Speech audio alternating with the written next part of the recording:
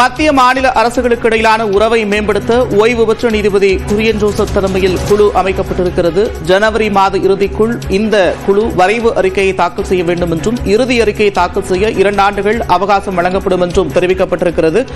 தொடர்பான கருத்துக்களை பகிர்ந்து கொள்வதற்காக மூத்த பத்திரிகையாளர் திரு பிரியன் இணைக்கிறார். சார் வணக்கம். வணக்கம், சொல்லுங்க. ஒரு நிமிஷம்.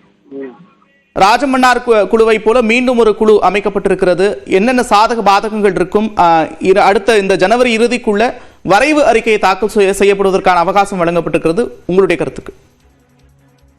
மத்திய மாநில அரசோட உறவுகள் மேம்பட அல்லது மாநிலங்களுக்கு அதிக அதிகாரங்களை கொண்டு சேர்த்திட ஏற்கனவே கல்வி போன்ற விஷயங்கள் மாநில பட்டியலிருந்து மத்திய அரசுக்கு போன நிலையில மீண்டும் மாநில பட்டியலுக்கு கொண்டு வர வேண்டிய ஒரு அவசியம் இருக்கிறதுனால அதிகாரங்களை மத்தியில் மீண்டும் குவிக்கிற ஒரு போக்கு தென்படுறதுனால இது போன்ற ஒரு கமிட்டியை போட்டு மீண்டும் பரிசீலிக்க வேண்டிய அவசியம் இருக்கிறத நம்ம பார்க்கிறோம்.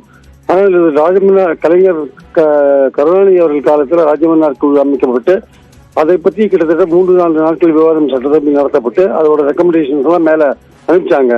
அதுக்கு அப்புறம் பாத்தீங்கன்னா பூஞ்ச் கமிட்டி இருக்கு, சர்க்காரியா கமிட்டி இருக்கு. இவரோட சொல்ற ரெக்கமெண்டேஷன்ஸ் எல்லாம் இன்னும் மத்திய அரசுல பெண்டிங்காவே இருக்கு. அதே மாதிரி ராஜமன்னார் குழு சட்டமன்றத்தில் நிறைவேற்றின அதன் அடிப்படையில் நிறைவேற்றிய தீர்மானங்களும் மத்திய அரசுல நிலுவையில் இருக்கு. இந்த மாதிரி கமிட்டி மேல கமிட்டி போட்டு நம்ம அனுப்பி கொண்டு இருந்தால் கூட அங்கு வர மத்திய அரசுகள் தொடர்ந்து அதிகாரத்தை மாநிலங்களிலிருந்து படுத்திக் கொள்கிற ஒரு நிலை போன்ற விஷயங்களை பார்க்கிறோம் நம்ம. ஆனா இந்த சூழல்ல இப்ப தமிழ்நாடு அரசு மு.க. ஸ்டாலின் அவர்கள் தலைமையில மத்திய அரசு பல அதிகாரங்களை கையில் எடுத்துக்கொள்ளும் சூழல்ல பலவிதமான தீர்மானங்களை சட்டசபையிலையும் போடுறதை நம்ம பார்க்கிறோம். அதாவது கச்சத்தீவை மீட்டெடுக்கிற தீர்மானமாகட்டும் அல்லது வக்போர்டு பில் விஷயங்களாகட்டும் எல்லாத்துக்குமே அசம்பிளியில தீர்மானம் போடுற ஒரு விஷயங்கள் நம்ம பார்க்கிறோம். இந்த சூழல்ல குரியன் ஜோசப் தலைமையில் அமைக்கிற இந்த கமிட்டி அடுத்த வருஷத்துக்குள்ள கொடுக்கிற அறிக்கைகள், அதன் பரிந்துரைகள், அதன் பேரில் நடவடிக்கை எடுக்கிற வாய்ப்புகள் இந்த பாஜக இருக்கிற மத்தியில் இருக்கிற அரசுல நடக்குமா என்பது சந்தேகமே.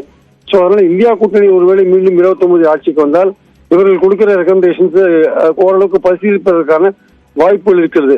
எது எப்படி பார்த்தாலுமே இப்போது சுப்ரீம் கோர்ட்ல கவர்னரை பத்தின அதிகாரங்களை வரையறுத்ததன் மூலமாக இந்தியாவுக்கே தமிழ்நாடு வழிகாட்டி இருக்கிறது.